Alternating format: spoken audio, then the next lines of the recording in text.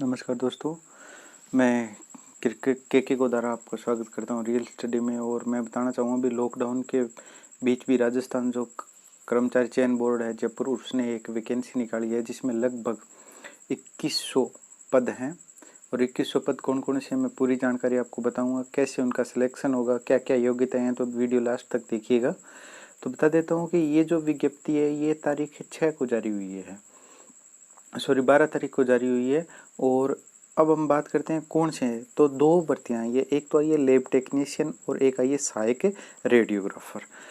देखिए, राजस्थान में दो प्रकार के क्षेत्र हैं, एक तो है गैर अनुसूचित क्षेत्र और एक है अनुसूचित क्षेत्र। जहाँ पर हम कोई भी किसी भी स्टेट का बंदा हो, यानी किसी भी राज्य का बंदा हो, वो फॉर्म फिल कर सकता है। यहाँ पे जो राजस्थान के अनुसूचित क्षेत्र के जिले हैं वहाँ के ही मूल निवासी उसी जगह पर फॉर्म फिल कर सकते हैं। तो कुल जो वैकेंसी है वो देखिए, जो लैब टेक्नीशियन है उसकी है 1119 पोस्ट और सहायक रेडियोग्राफर है उसकी पोस्ट है 1058, यानी 2100 प्लस आप मान सकते हैं 2200 पोस्ट हैं। तो देखिए, बता देता हूँ मैं कि कौन कौन से, कैसे इनके फार्म, आवेदन प्रक्रिया, क्या उम्र है, क्या योग्यता है। तो सबसे पहले बात करता हूँ मैं आवेदन प्रक्रिया की। आवेदन प्रक्रिया देखिए, राजस्थान का जो ये राज्य कर्मचारी आयोग बोर्ड है वो जो एग्ज़ाम लेता है वो उसका जो फॉर्म फिल करते हैं वो हमेशा ही SSOID होती है। और SSOID जो अदर स्टेट के हैं उनको बता दूं कि राजस्थान के जो एक विशेष प्रकार की आईडी दी जाती है जिसमें आपको सिर्फ एक बार ही अपने डॉक्यूमेंट अपलोड करने होते हैं। उसके बाद अपने आप दोबारा आपको रजिस्ट्रेशन करवाने की ज़रूरत नहीं होती, आप अपने मोबाइल से भी फॉर्म फिल कर सकते हो। तो इसके लिए आपको, अगर आपके पास नहीं है आईडी, तो आपको क्या करना होगा भी, जो है आपको गूगल पे जाके SSO.राजस्थान सर्च कर लेना, वहाँ पे आपको मिल जाएगा। वहाँ से अब आप अपनी आईडी क्रिएट कर सकते हैं। पर याद रहे, आपके जो मेन नंबर हैं वो उसी आईडी में लगाएं, क्योंकि कई बार ये होता है आप अपने पासवर्ड भूल जाते हो, फिर आप पासवर्ड दोबारा लॉगिन करोगे तो आप भूल गए तो प्रॉब्लम होगी, तो ये ध्यान रखिएगा। तो बात करते हैं आवेदन प्रक्रिया की। और इसमें बताया कि 30 रुपये आवेदन भरने के और 10 रुपये परीक्षा जो रसीद होती है वो कटाने के। पर जो फॉर्म वाले हैं वो 100 से कम आपसे नहीं लेंगे, ये भी मैं बता देता हूँ। तो नेक्स्ट बात करते हैं हम आगे आयु की। तो इस भर्ती में आपकी न्यूनतम आयु है वो होनी चाहिए आपकी 18 वर्ष 1 जनवरी 2021 को, और जो अधिकतम आयु है वो होनी चाहिए 40 वर्ष। ये आयु है जनरल, यानी जो सामान्य वर्ग से अदर स्टेट या राजस्थान के हैं उनके लिए। जो अन्य एक विशेष वर्ग में सम्मिलित है उनके लिए जो राजस्थान सरकार है, उन्होंने जो OBC या SC ST है उनके लिए अलग अलग छूट दी है।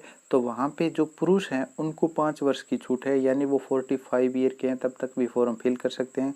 और जो अनुसूचित क्षेत्र में महिला या अन्य OBC ST SC जो महिला है उनको 10 वर्ष की क्या है छूट दी गई है, आपको स्पष्ट मैं दिखाई दे रहा हूँ। और जो राजस्थान के वहाँ पे 45। अगर राजस्थान में कोई भी फौजी है, या हम कह सकते हैं जो BSF या किसी भी भूतपूर्व सैनिक है, उसकी जो अंतिम आयु वर्ग है वो होगी 50 वर्ष। और जो अभी राजस्थान कि किसी भी विभाग में कार्यरत है और वो भी ये नौकरी करना चाहते हैं तो उनकी आयु होनी चाहिए 45 वर्ष। और अलग अलग जो हैं याद रखिएगा भी, योग्यता है वो ध्यान रखिए, आयु है वो 1 जनवरी 2021 और अंतिम है इसकी आपको दिखाई दे रही है। आपको मान के चलना है ये 1 जनवरी 2021 को ही निकालनी है, न कि आप 2020 को निकालो, ये भी ध्यान रखिएगा। और मैं बता देता हूँ आपको भी, जो लैब टेक्नीशियन है उनके लिए योग्यता क्या चाहिए और सहायक रेडियोग्राफर है उनके लिए योग्यता क्या चाहिए।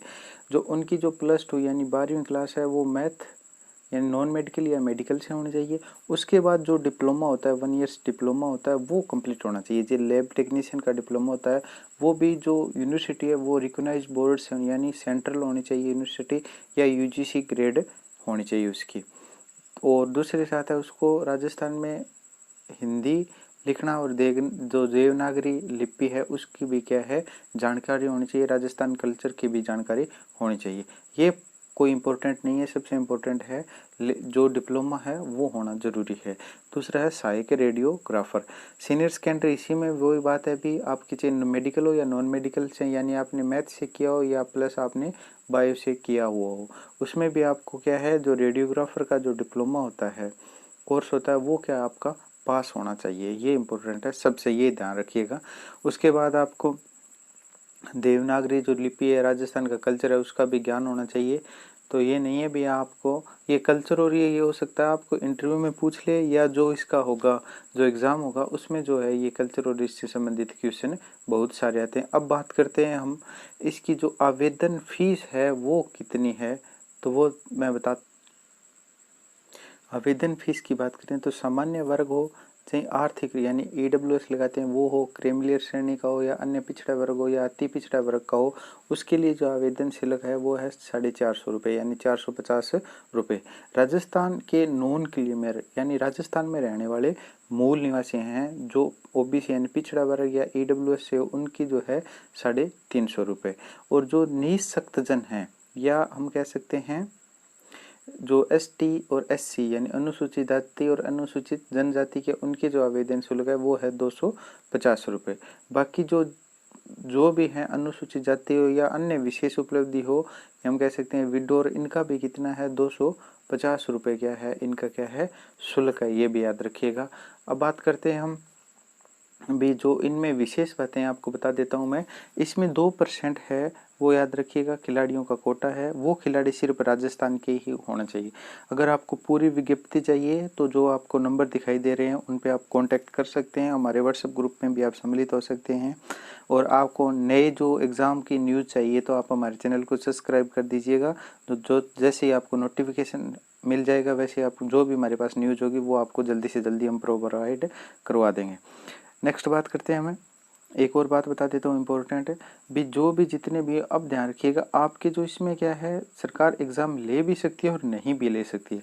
अगर सरकार एग्ज़ाम लेगी तो उसके 70% होंगे, अगर एग्ज़ाम नहीं लेते हैं तो आपके जो पिछले जो योग्यता है, जिस प्रकार आपने डिप्लोमे में कितने परसेंट है, +2 में कितने हैं, और आपका जो अनुभव प्रमाण पत्र है, अनुभव आपने किसी भी प्राइवेट इंस्टीट्यूट या गवर्नमेंट इंस्टीट्यूट में सहायक के रूप में कार्य करा है तो उसके भी नंबर मिलेंगे। अन्य किसी की जानकारी के लिए जो आपको नंबर दिखाई दे रहे हैं उस पर आप मैसेज कॉल कर सकते हैं। थैंक यू फॉर, प्लीज़ ज़्यादा से ज़्यादा शेयर ज़रूर करें वीडियो को।